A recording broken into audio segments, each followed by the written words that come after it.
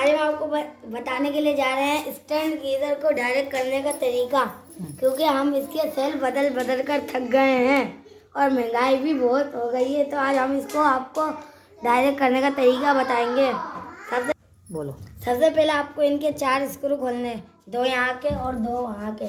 अभी मैंने इनको खोल लिया है, तो अभी मैं इसको हटाऊंगा। एहतियात के साथ हटाइए, कहीं तार कोई टूट ना जाए। ये इसके तार हैं।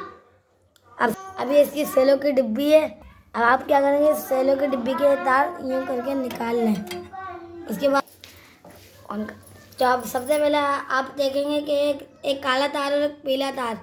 आपके पास कोई और भी तार हो सकते हैं, लेकिन काला तार ज़रूर होगा। तो आपको काले तार को काले में लगाना है और जो पीला तार होगा वो लाल होगा।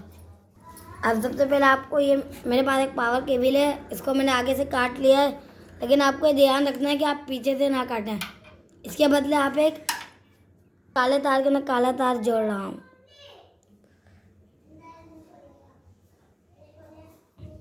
और यह पीले में लाल।